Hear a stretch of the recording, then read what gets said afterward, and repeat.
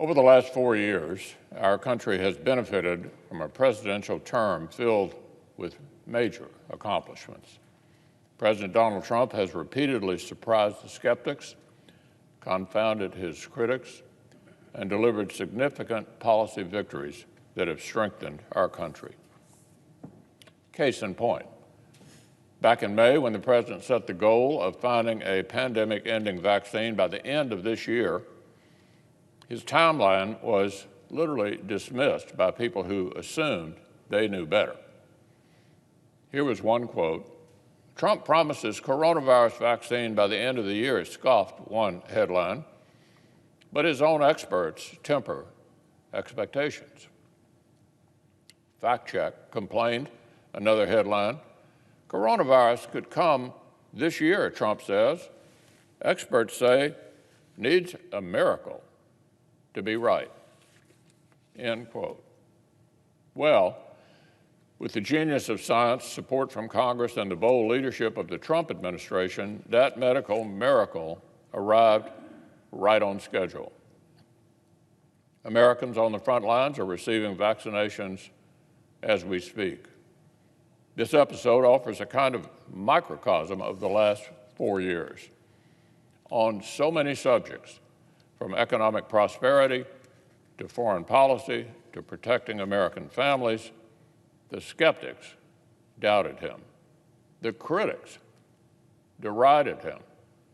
But President Trump has delivered.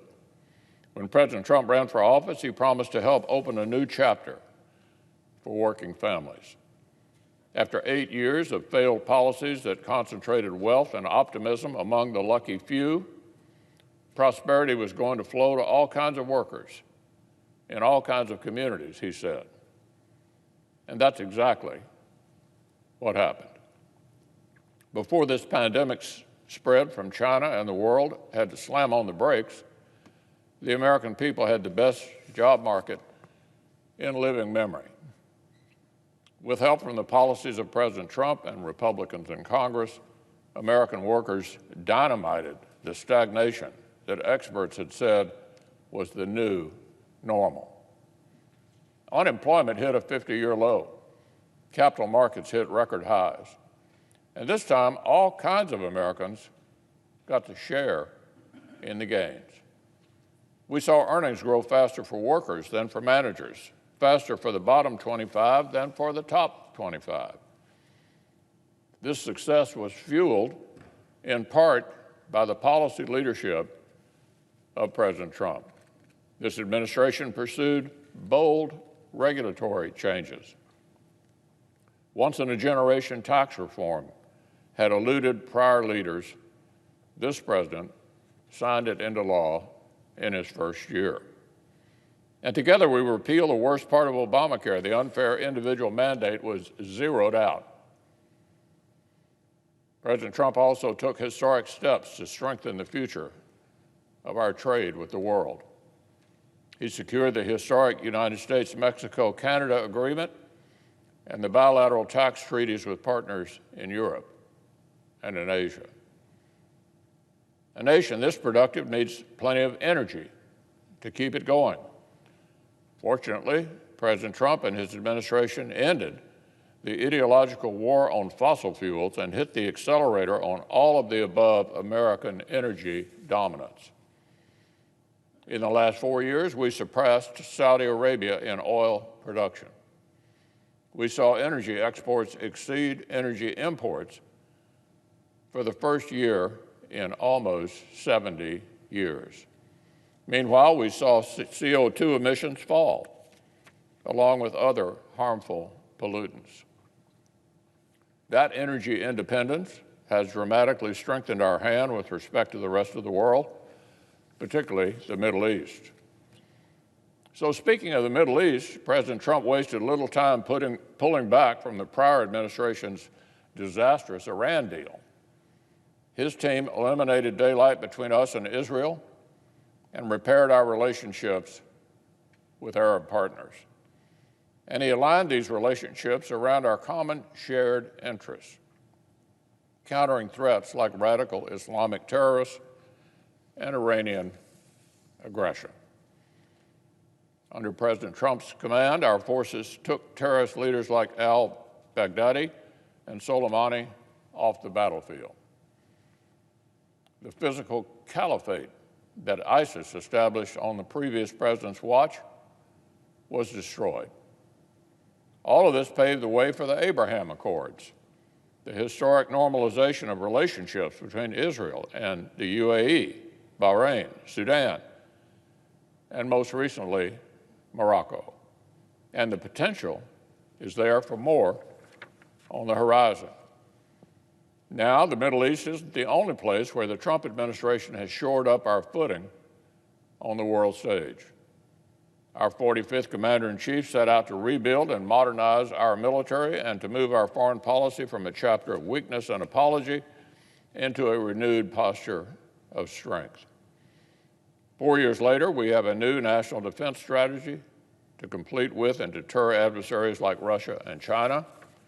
We have rebuilt the military and invested in new technologies to ensure America keeps our edge in everything from cyber to space to advanced weapon systems.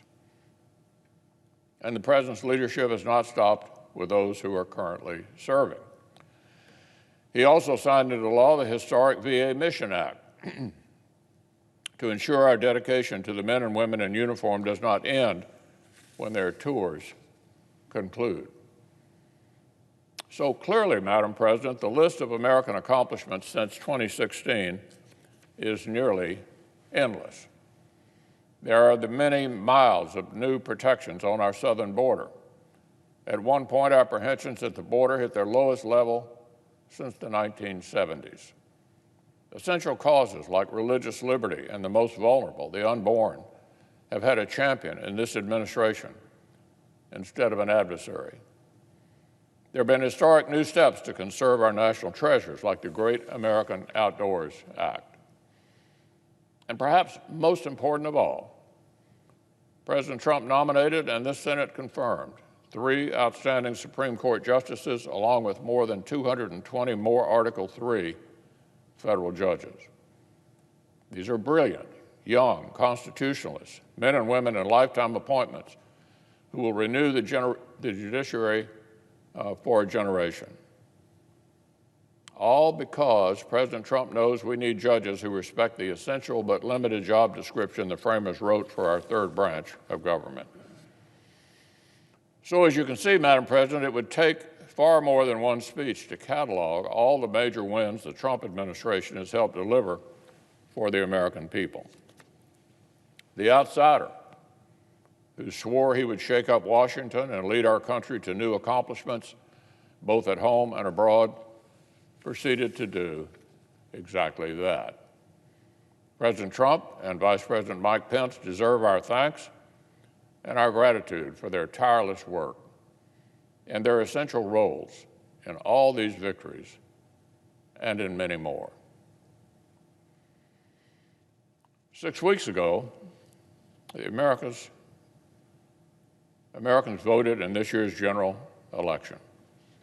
The legal and constitutional processes have continued to play out since then. Yesterday, electors met in all 50 states. So as of this morning, our country has officially a president-elect and a vice president-elect. Many millions of us had hoped the presidential election would yield a different result. But our system of government has processes to determine who will be sworn in on January the 20th. The Electoral College has spoken. So today I want to congratulate President-elect Joe Biden. The President-elect is no stranger to the Senate. He's devoted himself to public service for many years. I also want to congratulate the Vice President-elect, our colleague from California, Senator Harris. Beyond our differences, all Americans can take pride that our nation has a female Vice President-elect for the very first time. I look forward to finishing out the next 36 days strong with President Trump. Our nation needs us to add another bipartisan chapter to this record of achievement.